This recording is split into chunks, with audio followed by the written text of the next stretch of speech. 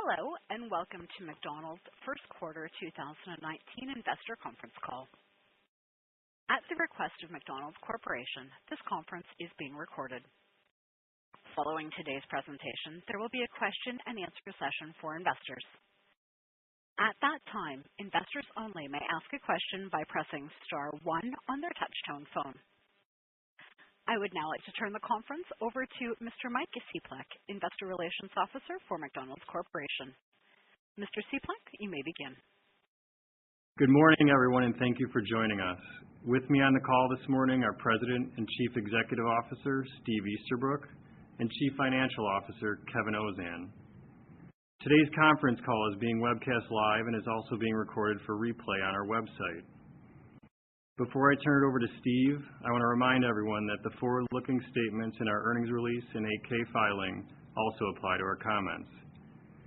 Both documents are available on www.investor.mcdonalds.com, as are reconciliations of any non-GAAP financial measures mentioned on today's call with their corresponding GAAP measures. And now, I'll turn it over to Steve.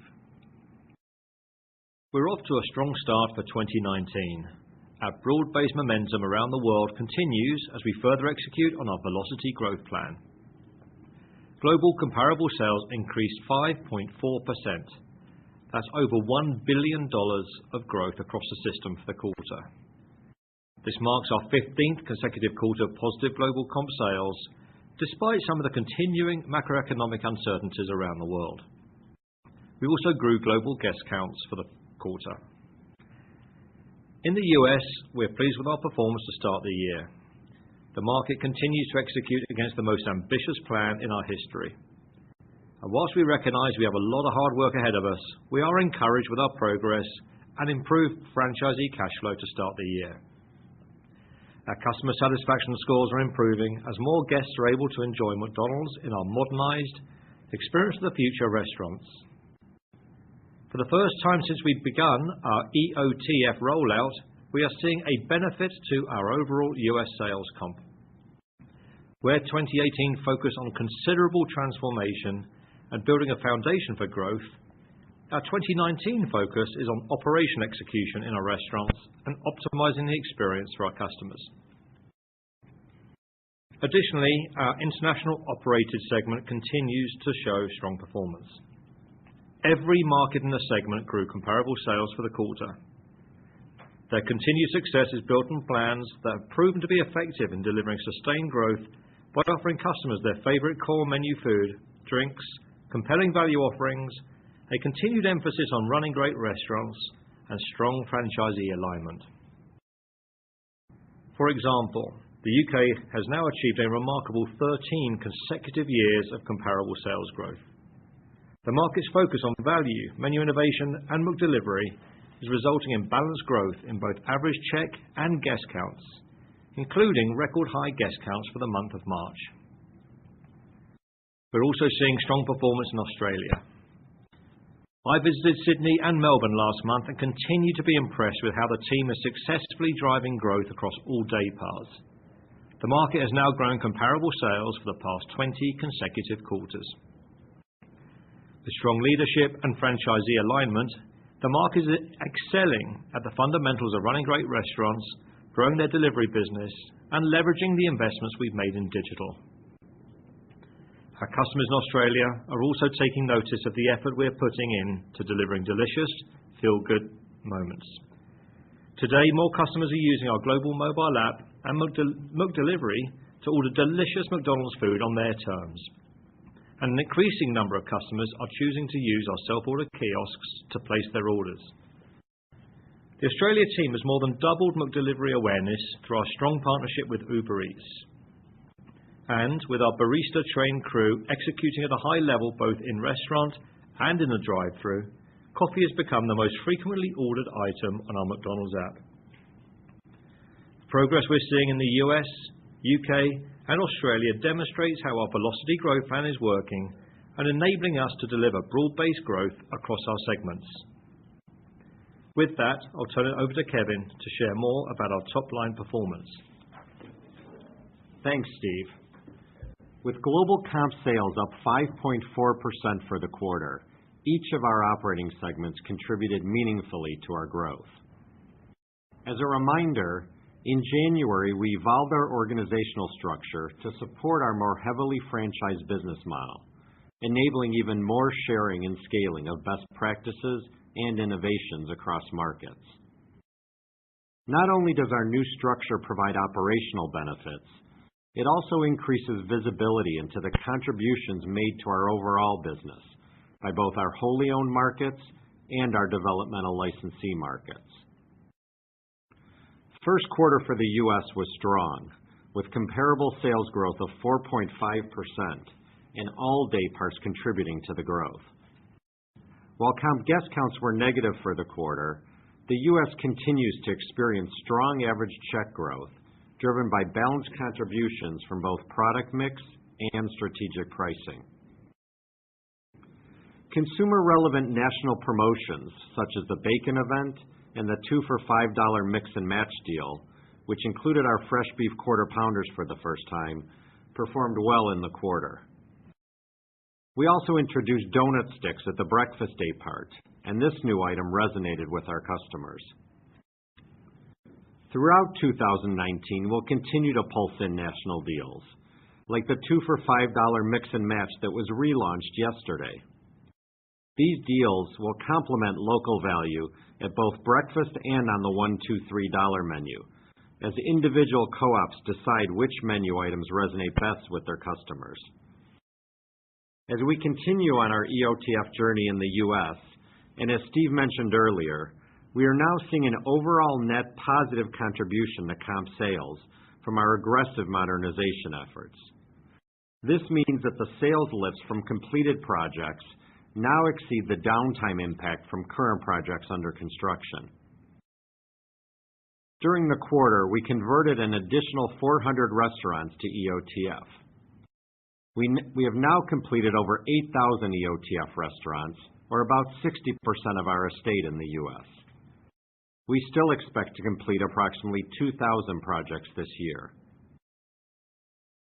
Turning to the international operated segment, comp sales were up 6%. The largest contributors in the segment were our Big Five international markets: Australia, Canada, France, Germany, and the UK, with the UK and France leading the way. France experienced its highest comp sales increase since 2011, along with its highest ever market share. The market is successfully optimizing products such as the Big Tasty and Big Mac Bacon, along with new promotional offerings. And last month, France also began serving our iconic Egg McMuffin all day. Finally, comp sales in the international developmental license segment were also up 6% for the quarter, with each geographic region in the segment growing both comp sales and guest counts. China continues to be a competitive market. Late in the quarter, we introduced a new everyday value offering, which complements our extra value meal launch in late 2018. We also opened more than 90 new restaurants in the quarter in China, driving growth in system-wide sales and a gain in market share, and we're well on our way to opening about 400 restaurants for the year. Now I'll turn it back to Steve to expand on the accelerators which are enabling our global growth. Thanks, Kevin. Since the launch of the Velocity Growth Plan, we've been increasingly focused on using technology to make our customers' experience easier and more convenient when they visit our restaurants. From our global mobile app to our self-order kiosks to our digital menu boards, we've established our digital foundation. We've created an ecosystem that more and more of our customers are using to order, pay, and receive their delicious McDonald's food on their terms. Now we're building on that foundation with our recent acquisition of Dynamic Yield, a leader in personalization and decision logic technology. Dynamic Yield's technology varies suggested offers by time of day, weather, and trending menu items. Over time, using data from the millions of customers that we serve daily, the technology will get smarter and smarter through machine learning. And using the data collected based on current restaurant traffic at the drive-thru, the technology will begin to suggest items that can make peak times easier on our restaurant operations and crew. We've already begun our rollout and now have the technology up and running in 700 drive-thrus across the US. Long term, this technology will work across all of our digital platforms, including our self-order kiosks and our global mobile app. When our technology ecosystem is linked, it will provide a seamless ordering experience for our customers, and will leverage our size and scale to take advantage of being one of the first brick-and-mortar companies to integrate decision logic into the customer ordering process. By acquiring Dynamic Yield, we also have access to strong data science and engineering talent who will help us stay ahead of the curve when it comes to connecting with our customers in more personalized ways. This acquisition is just one tangible demonstration of the steps we're taking to leverage industry-leading, innovative technology to accelerate our growth and offer our customers an even easier, more enjoyable experience. In addition to using technology to create seamless experiences, we're also maintaining our focus on improving the fundamentals of running great restaurants. For example, drive-thru remains a popular way for many of our customers to order their Big Macs, Chicken McNuggets, French fries, and more. That's why we've never been more focused on improving the experience at the drive-thru, in particular, the speed of service. Many of the improvements we're exploring at scale are taken from best practices we've seen in markets around the world. In Italy, having a disciplined daily focus on running great restaurants has helped the market deliver some of the strongest sales performance in its history. As part of their overall effort to strengthen operations, they identified an opportunity to improve speed of service by running multiple drive-thru competitions in the restaurants. With our crew fully engaged, they're able to make meaningful reductions in drive-thru service times, and customers are noticing. Our customer satisfaction scores have increased across all categories, from speed of service to friendliness to accuracy. And in the US, our restaurants participated in an incentive program where they competed against each other to deliver the best drive-thru service times in a fun and engaging way. We introduced the competition in the middle of Q1, and it made a difference with lower service times whilst improving guest counts in many of our restaurants. I'd like to personally congratulate our Boise, Twin Falls, Idaho Falls Co-op for winning our first quarter drive-thru challenge, but more importantly, for serving our guests faster at the critical breakfast day part. As our customers' expectations for service keep evolving, we'll continue to share our best learnings like these across the globe. The work we're doing to improve drive-thru service times is only one way we're ensuring we run great restaurants. We're also finding new ways to create more excitement around our customers' favorite core menu items by using existing ingredients, which ensures we do not add complexity for our restaurant operations and crew.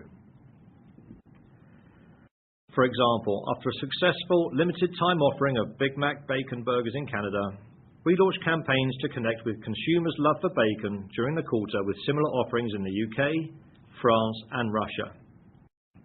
And in the US, we entice customers to add bacon not only to their Big Macs, but also to our fresh beef quarter pounders.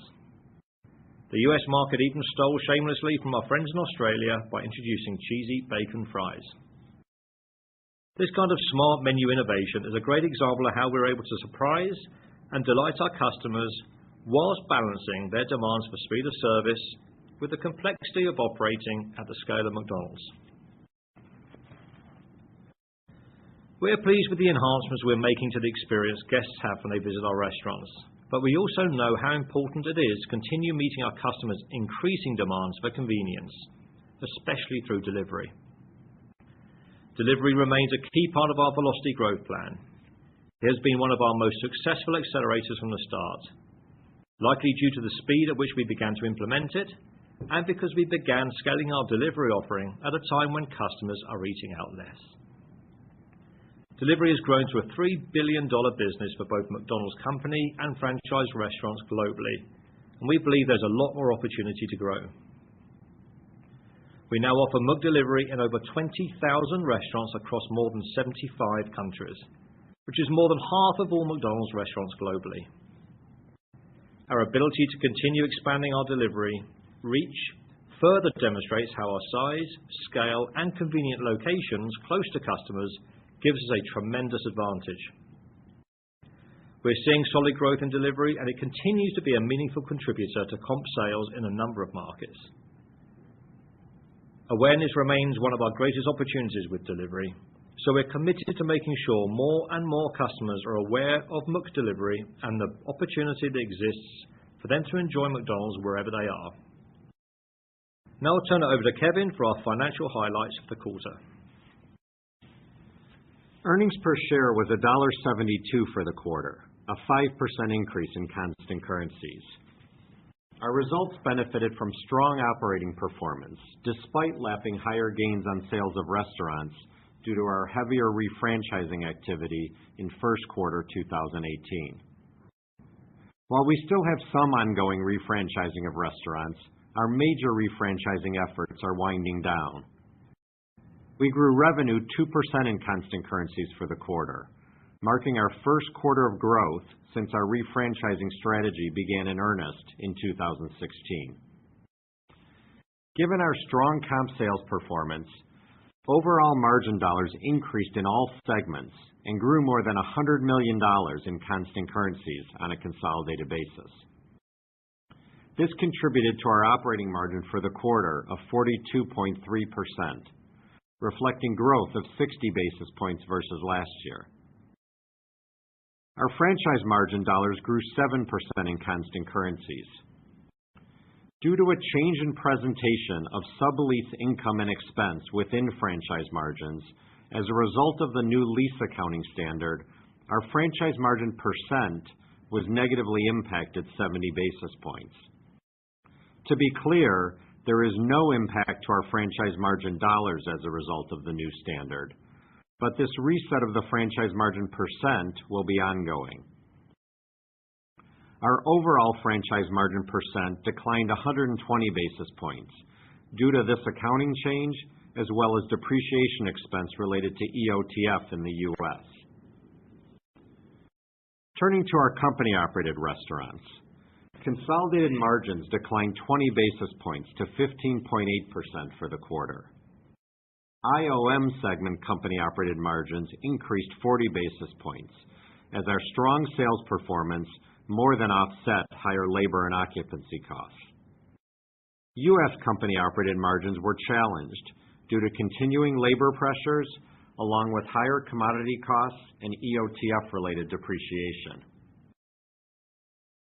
In the U.S., first quarter pricing was up about 2%, while commodity costs for the quarter increased approximately 3%. While we expect commodity pressures to ease somewhat throughout the year, we now anticipate our U.S. grocery basket will be up 2 to 3% for the full year. Across the Big Five markets in the IOM segment, menu prices averaged about 2% higher, and commodity costs were up about 1.5% for the quarter. We still expect commodities to be up about 2% for the full year. G&A for the quarter was down 4% in constant currencies, at 2.1% of system-wide sales. Steve talked earlier about the strategic purchase of Dynamic Yield to advance our digital capabilities. As a result of this acquisition, along with some R&D investments in other areas of technology, we now expect full-year G&A spend to be relatively flat in constant currencies versus last year. Our effective tax rate was 27.5% for the quarter, as we finalized the application of new regulations issued in the first quarter related to U.S. tax reform.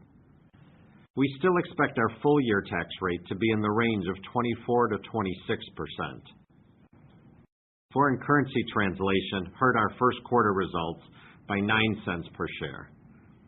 At current exchange rates, we expect the impact of foreign currency to be slightly less for Q2 and then ease in the back half of the year, with an estimated full-year headwind of 18 to 20 cents.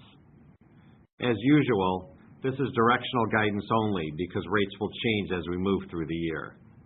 Now I'll turn it back to Steve. In addition to our intense focus on driving performance, as one of the world's largest restaurant companies and most recognizable brands, we know we have the responsibility and opportunity to take action on some of the most pressing social and environmental challenges in the world today. Last year, we announced priorities where we felt we could use our scale for good to make the biggest difference in areas that intersect directly with our business operations.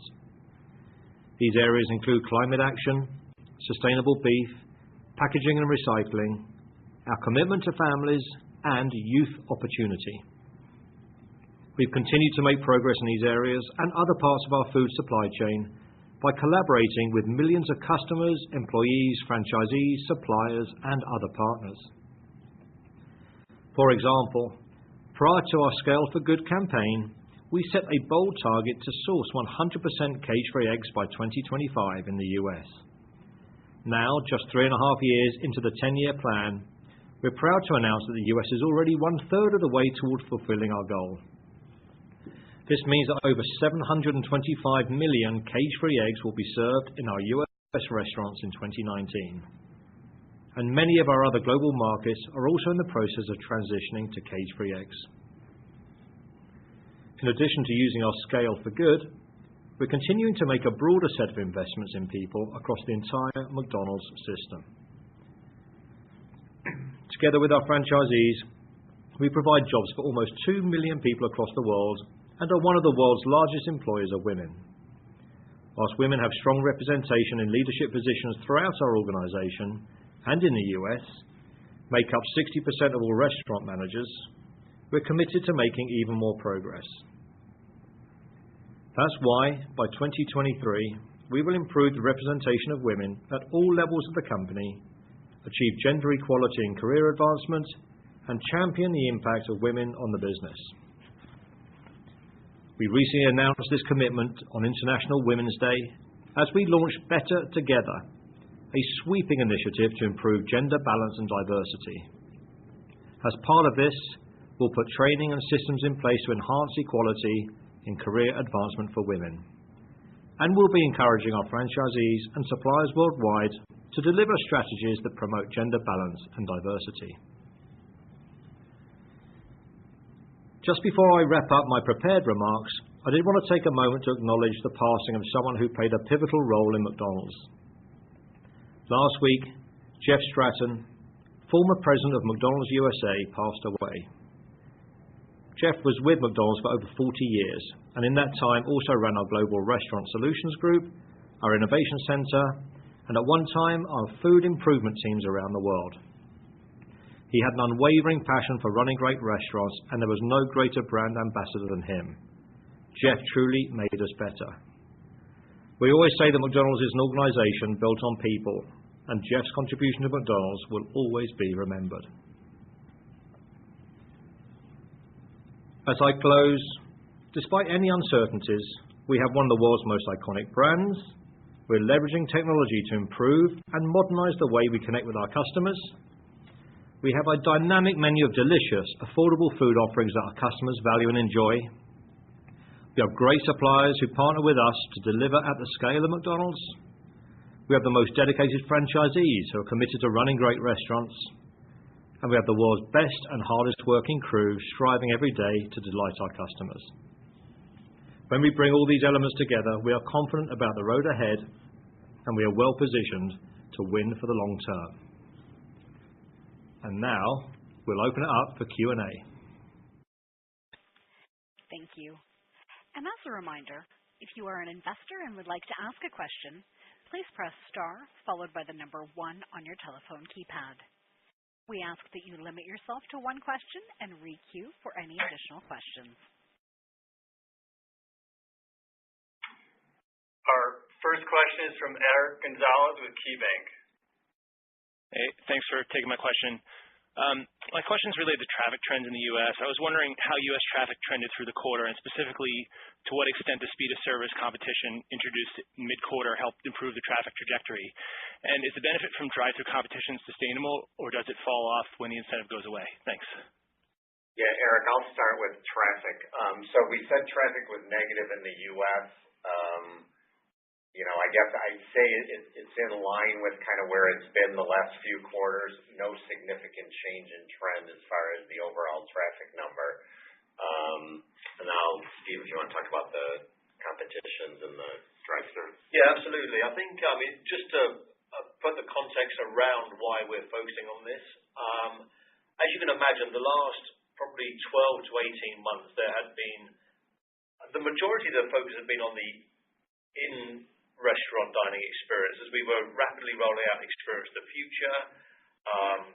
We're focusing on kitchen procedures as we roll out fresh beef, quarter pounders, for example. And we just thought this was the right time, given a lot of that disruptive activity has, we've worked our way through that now. We can get back to the basics of focusing on running better restaurants. So we decided to kick off with a focus on drive-through during the peak hours of breakfast, which was clearly an opportunity for us. And we managed to reduce service times, which was really encouraging. It was a later start in the quarter, but certainly the enthusiasm in the kind of co-op to co-op competitions was great. So we're going to continue with a series of these throughout this year. And certainly having been in the field, I was in Miami and Fort Myers towards the end of the quarter. I was in Atlanta and Baton Rouge, Indiana at the start of the quarter.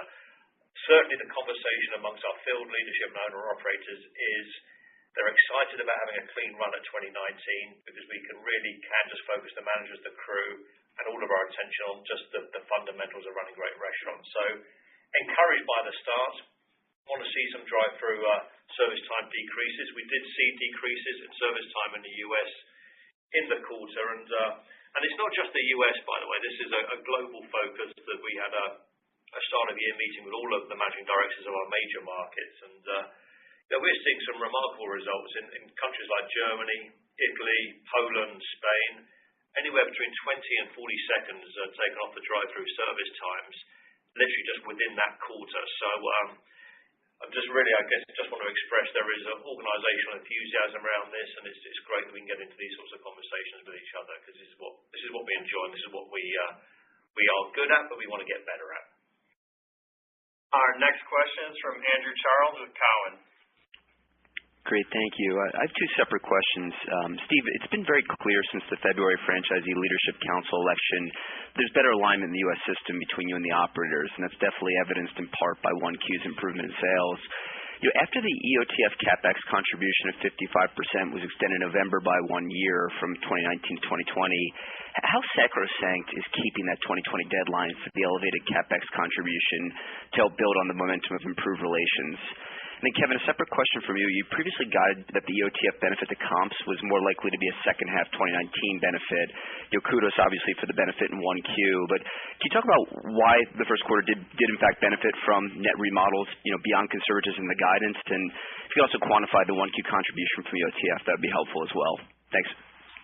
Hi, Andrew. I'll take the first couple of those questions because I think there was a third and a fourth one coming from Kevin. But owner-operator sentiment is, it's been a really constructive quarter. I mean, again, just to provide the context, I think I often say there are four differentiating advantages that McDonald's has over anyone else in our sector. Geographic spread, I think, is one of those which makes us incredibly resilient. Just the iconic brand is a differentiator for us. Our financial strength, both at a restaurant level, organizational level as well. And the fourth is our owner-operators. And just having constructive relations with the owner-operators and our market leadership is always puts us in a stronger position. So with the newly elected leadership of the National Franchisee Leadership Alliance, it's been really constructive dialogue about how do we remove any barriers to growth so we can all get after what we want to, which is serving more customers more often. So it's been a good quarter. I think there's been really constructive dialogue. Everything from unlocking one or two of the opportunities that we could get after the McDelivery opportunity more so, as well as now the local co-ops are begin to invest a little bit more of our marketing spend on a local basis rather than national. And again, to put that into context, certainly the vast majority of our marketing spend in quarter one last year was national as we launched the $1, $2, $3 menu. We've actually now swung to a little bit more of an equal balance, certainly in this first quarter, as we've got behind local value and local breakfast support as well. So I think all these things are helping just get the right balance in how we leverage our scale, but also recognise our local, the local differences as you go around the country. With regards to EOTF, we did want to ease just some of the financial and any of the concerns operators had around the financial burden of the rapid rollout. So we offered an extra couple of years at a slightly lower supported level, pretty much more our typical support level, but the heightened support in the US through 2020.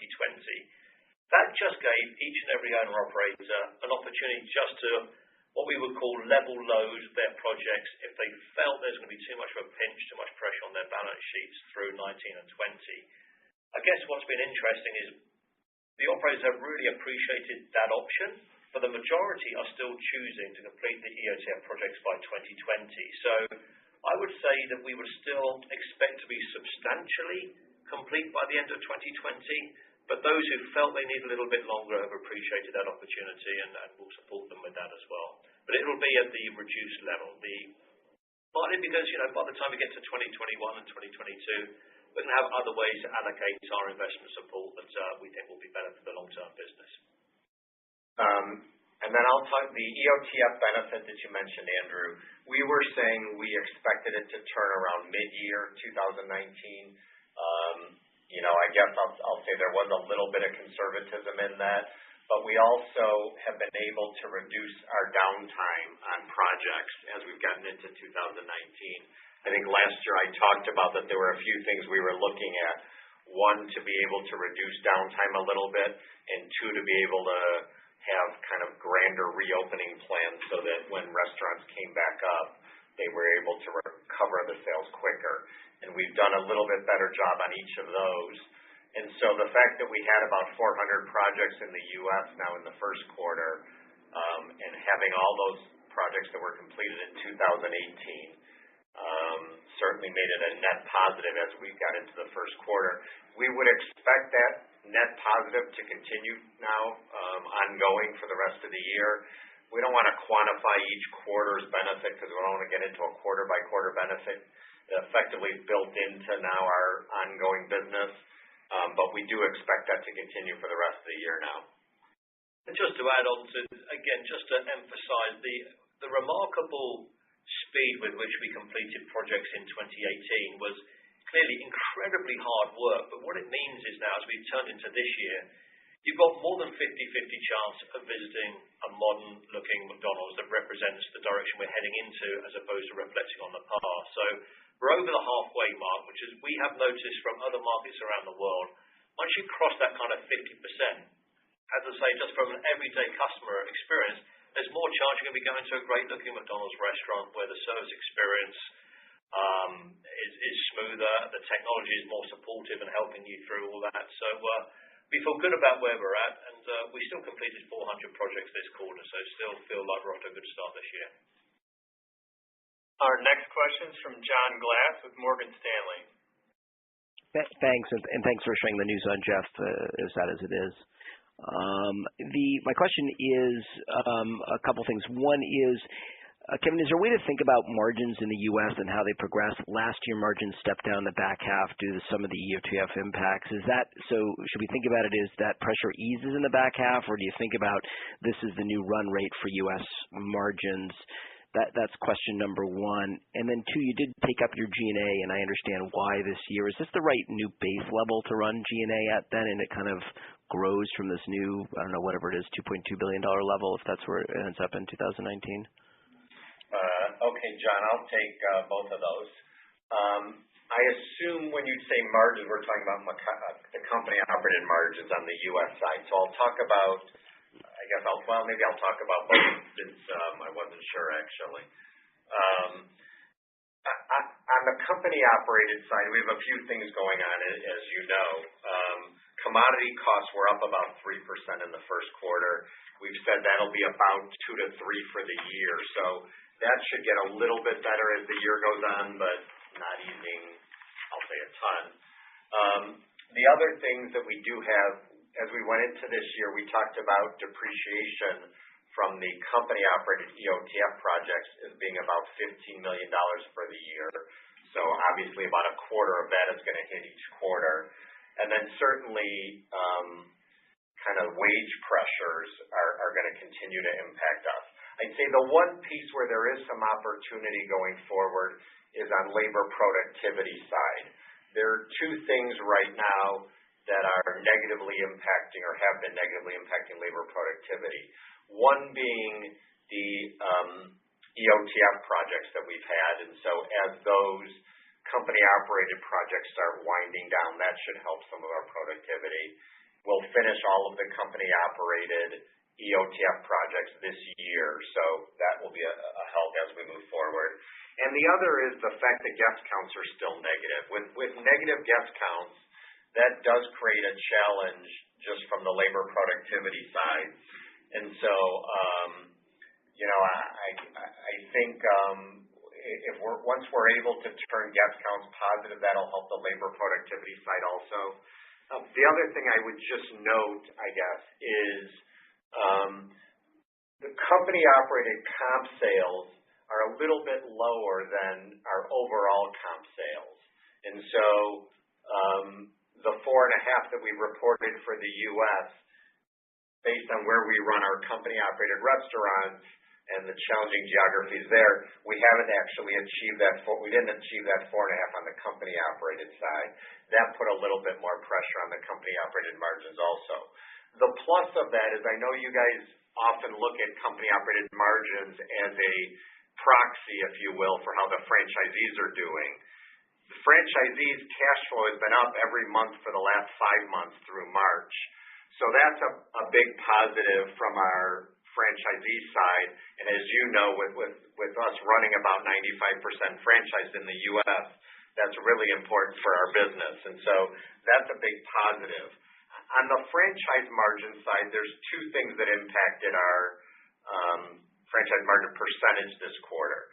One is the EOTF depreciation. Again, we talked about it as we entered the year. There's about $100 million of pressure from depreciation, from EOTF depreciation on the franchise margins. So again, about a quarter of that hits each quarter. Second is this change in the way we present sublease income and expense as a result of the new lease standard. So that impacted U.S. franchise margins by about 130 basis points. It doesn't impact the dollars because the offset to that is revenue. So effectively, there's about $20 million or so that we now just gross up revenue and gross up franchise costs. But it does reduce that franchise margin percentage if you work through the math. So those are the margins. On the G&A side, we talked about, and I mentioned in my script, obviously, two things are impacting G&A this year. The biggest one, obviously, is the acquisition of Dynamic Yield. Along with that, though, we've also started investing in some R&D and a few other areas of technology. And the combination of those is what has caused our revision in guidance. The plus is over the last few years, we have saved on a gross basis over $600 million. And so we've reduced the amount of kind of maintenance, run the day-to-day business G&A, and now we're investing a bigger percentage of our G&A in growth-based G&A. Moving forward, the way we think about G&A is it should be roughly around 2% of system-wide sales or so. So that's the way we think of it on a go-forward basis. And John, I just want to thank you for your comments on Jeff. I know many of you on this call will have had time with Jeff. And I was honored to attend the funeral mass yesterday for Jeff. And the occasion was an absolute testament to the memory and the celebration of all that Jeff contributed to life in general and all of our lives. And just as a reflection on just the way that we believe in the uniqueness of the McDonald's family, the turnout of owner-operators, suppliers, and colleagues past and present was just absolutely enormous yesterday. And again, speaks to the three-legged stool and the impact Jeff had. So thank you for your comment on that. Appreciate it. Our next question is from Matt DeFrisco with Guggenheim. Thank you. Can you guys speak to a little bit on the delivery side? I'm just looking at how much perhaps was from that $3 billion incremental stemming from the U.S. I'm trying to figure out the percentage that you're doing in delivery now. I know last time you spoke, I think it was still coming in around 70% incremental. I'm wondering if that rate has come down a little bit because obviously the comp was very strong. I'm just curious, though, if it's around that almost 10% level or so, or $1 billion of your system sales, that perhaps is that the majority of the comp, and is the incrementality maybe slowing a little bit from that 70% level? Thanks, Matt. So again, broader commentary on delivery. We certainly have been finding in these initial first couple of years that the majority of that business is incremental, and that the growth, and even the year-on-year growth once we've got it established, is really driven by raising consumer awareness and in just getting more people familiar with the fact that we offer McDelivery in the first place. That incrementality stays strong. It's probably fair to say that we got a quicker leap on delivery in many of our international and mature international markets, the likes of UK, Australia, France, Canada, and a number of our mid-sized markets doing some pretty strong numbers as well, whether that's Netherlands and Belgium and Spain and Italy. So they're now actually beginning to comp themselves, and not only are we adding new restaurants as the third-party operators expand their networks, but we're also beginning to get the year-on-year comp on delivery as well. So we can track that, and we're getting some really, really encouraging numbers as we get into that second year. So even those that came out of the traps really, really strong, we're getting comp delivery growth as well as adding new incremental restaurants, which is great. It's fair to say we had a slightly slower start in the US, so it begun to contribute to the comp as we worked our way through 18, but not in a particularly significant fashion. But as we've been working with Uber Eats in particular on coverage and trying to get as competitive a deal that both supports the partnership with Uber Eats but also helps the unit economics for our owner-operators, we believe that we're on the verge of unlocking some of that delivery potential more within the US. So whilst we have a good number of restaurants up on delivery in the US, the actual guest count per restaurant per day is still some way behind elsewhere in the world, but we're confident that we're going to more rapidly pick up the pace. And I think you can expect to see, as we get a critical mass on our system, more marketing support behind it so that we can raise consumer awareness. And certainly the owner-operator support will be noticeable, because I know they feel we had a great series of conversations through this quarter, and we've made it more economically exciting for them to grow the delivery business as well as their traditional business. So we feel we're in a good place. From a $3 billion business today, we still think there is substantial growth opportunity ahead, and I can assure you, from a global perspective, as well as drive-through service times being one of the KPIs that I've personally chosen to lead through this year, really maximizing this delivery opportunity is another one as well. So we've got a great global focus on it, and certainly excited that the US system has got a renewed vigor behind it as well. So just to confirm, delivery was not the majority of the comp in the US. Correct. Our next question is from Brian Bittner with Oppenheimer. Thank you. Steve, in previous quarters, you've talked about how your breakfast business in the U.S. has been a drag on the U.S. comp. And the question is, did this day part show a meaningful improvement as we went into the first quarter? Did it contribute meaningfully to the overall improving trends in the U.S.? So any color on breakfast would be great. And Kevin, you talked about the costs on the food basket in the U.S. going from 1 to 2 to 2 to 3. Can you just give us some more color on what drove that change in your expectations? So breakfast was a meaningful contributor. I wouldn't say it was a majority contributor, but it was a meaningful positive contribution to like-for-like sales in the quarter, which is clearly an encouraging reversal of the previous trends that we'd acknowledged. We're still in a market share fight overall, because there are more and more people offering breakfast. It's a competitive place, but certainly to get back onto that growth trajectory was encouraging. The other piece I would say is it really wasn't until the back end of the quarter that the shift from national to local marketing dollars really begun to take effect, because that was a decision that was made towards the end of quarter four. So it takes you certainly a couple of months to adjust media buying plans, marketing plans as well. So, I think we feel encouraged. I know that the focus on just the restaurant operation, and in particular the drive-through, played a positive role in that. Introducing new menu item news like the donut sticks, further supporting the McCafe investments we've made, they all started to contribute to that. So operations, menu items, and media/marketing. So I think it was a strong start to the year, but we still got more work to do if we really want to be taking share back at that important day part for us.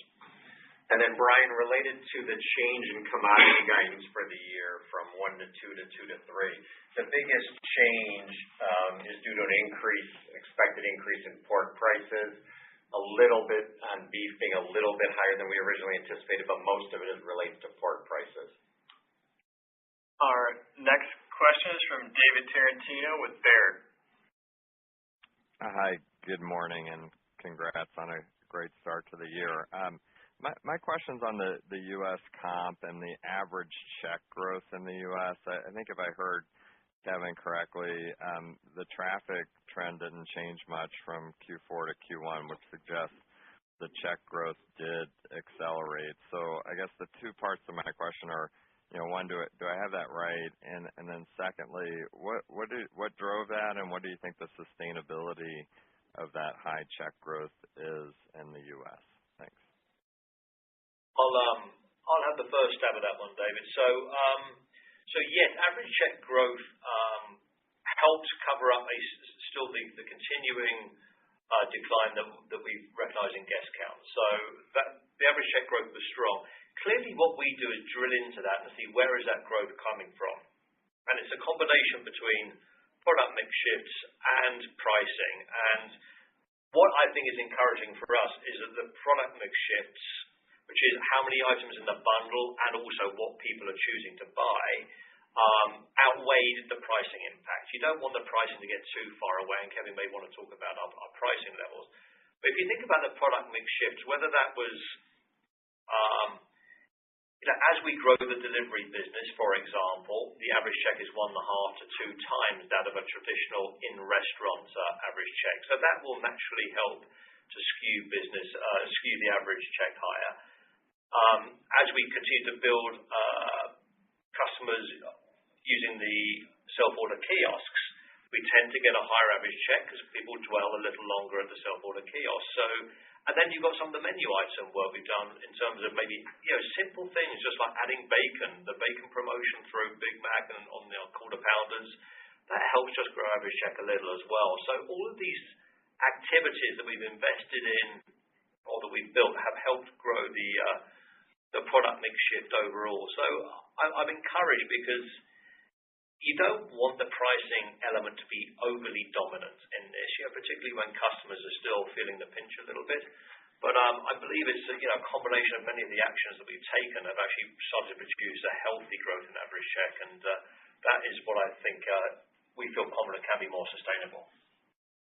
I covered everything I was going to say, so I don't have anything else to add. No problem. Our next question is from Jeff Bernstein with Barclays. Great. Thank you very much. Maybe a two-part question on U.S. profitability. The first on the labor inflation. I'm wondering if you can give any kind of color similar to what you give on commodities in terms of the basket and how much of it is statutory versus market pressure and how you suggesting the franchisees absorb that, which kind of feeds into the other question, which is just you mentioned franchisee profitability is now up 5, I believe, consecutive months. I'm just wondering if you'd opine on what you think the outlook is for 2019 and whether there's any initiatives you've offered in terms of how to better protect against that labor inflation and the rising COGS you just mentioned.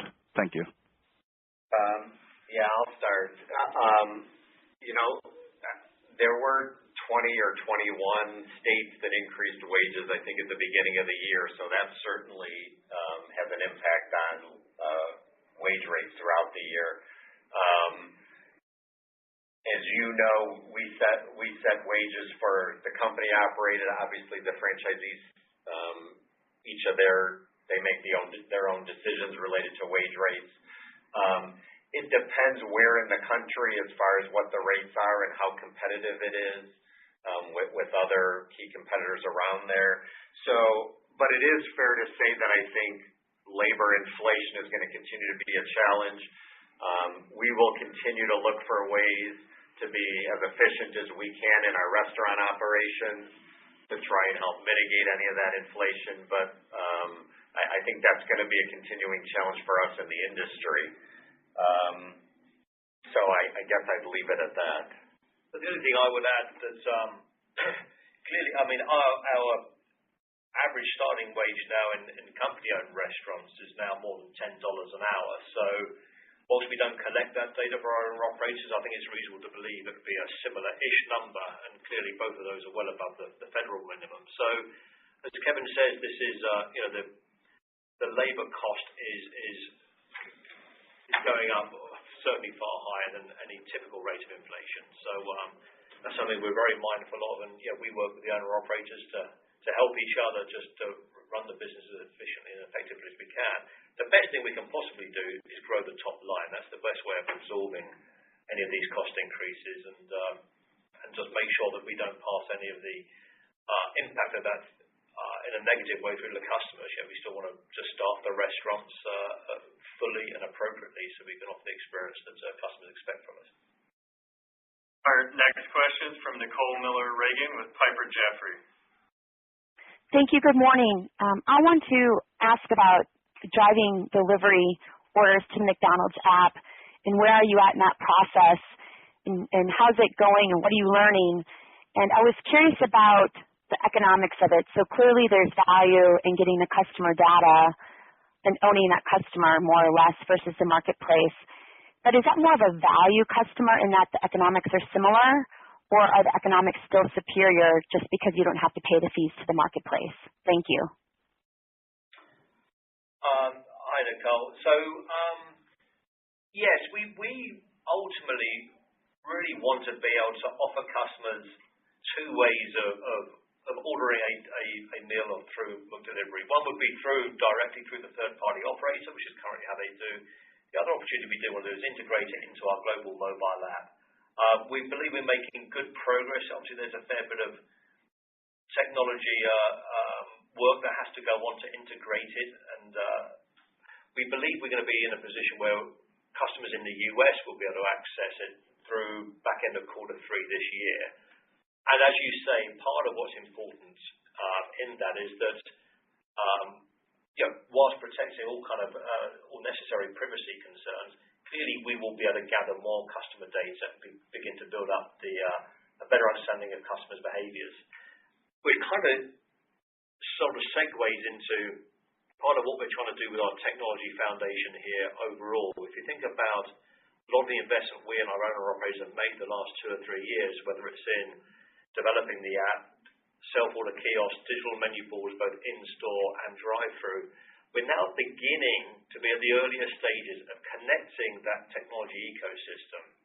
And why that's important is because it will allow us to better understand our customers and how they choose to experience McDonald's. And that's where introducing dynamic yield, for example, will provide us with a great opportunity to smooth the experience for customers in the drive-through, regardless of whether we know you or not. But certainly as we start to build on this platform, customers who choose to actually share their identity with us, we can be even more useful to, pulling up their favorites, maybe building some form of loyalty and reward for it. So there's a number of different things that we can do that will further, not just sort of modernize the experience, but personalize the experience for customers. And certainly with McDelivery being something that we can only ever see grow, integrating that into our technology, our own technology ecosystem is an important move forward. And we're certainly having really healthy and constructive discussions with Uber about how we can get that done and making sure that we still protect the privacy of customers who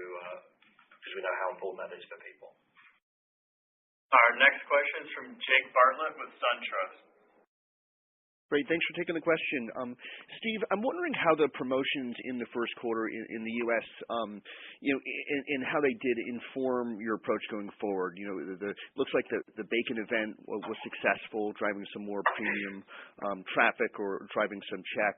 But you also had a negative traffic, and that's something you've wanted to avoid, or you talked about avoiding. So, going forward, is the switch back to the 2 for $5? Is that an indication that you want to refocus more on traffic? How much does the success of the bacon event give you confidence in premium innovation for the remainder of the year?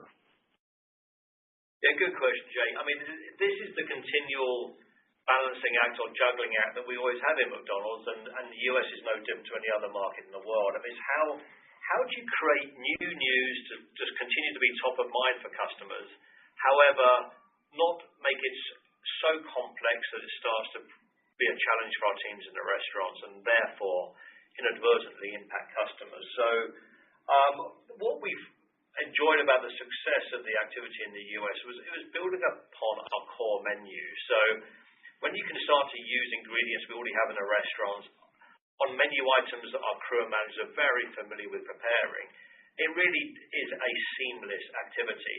And it doesn't mean we're always going to stay to that, because I think new menu news, and every now and then you've probably read the occasional leak about one or two things we have got planned in the US in the coming months.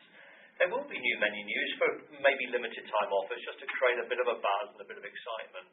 And our regular customers like trying something different every now and then, but then typically revert back to what they know and what they like. So we're kind of trying to get that balance right between further simplifying the restaurant operation. Again, you've probably read a couple of things we're doing to help make it easy for our teams to get things right in the restaurants. We're taking a good look at the overnight menu and whether that was overly complex. And most of our restaurants were already running a somewhat more limited menu overnight. For us, formalizing that and putting some guardrails around it, I think is smart and will benefit our customers that time of day. But we'll also look at the premium items we have, like the signature crafted, and see whether the additional complexity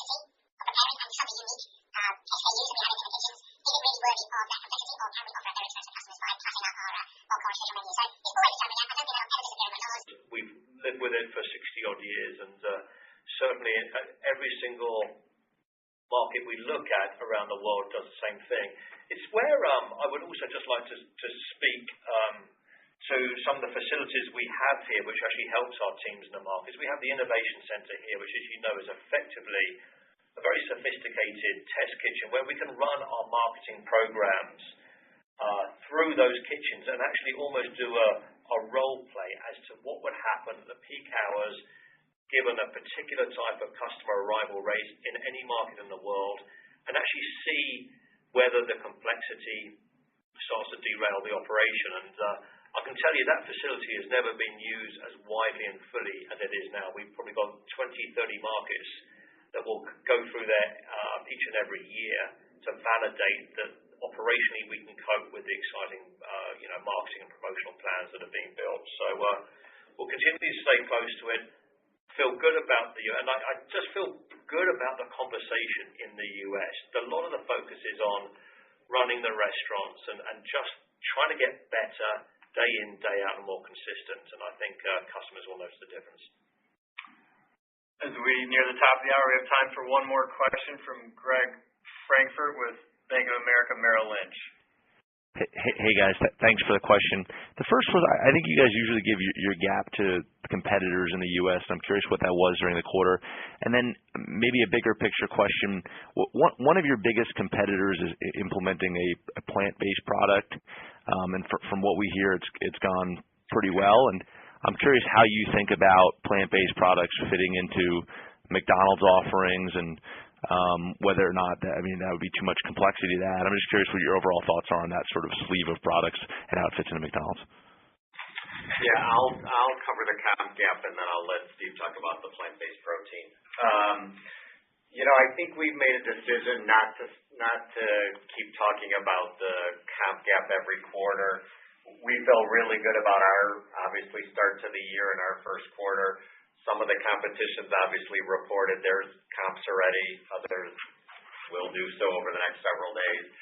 But we'll talk to our performance and let others talk to the overall industry. So we won't be sharing that core. I will tell you it was certainly positive this quarter. So we're not ceasing it or stopping because there was any issue or because it was negative. It was clearly positive this quarter, but we've just decided not to give that number every quarter going forward. And on the plant-based question, our menu teams are clearly paying close attention to it. So when you've got the key for us is to identify the sustaining consumer trends. So whether you look at veganism, whether you look at the plant-based protein opportunities, what we do have to weigh up, and you just mentioned it there, is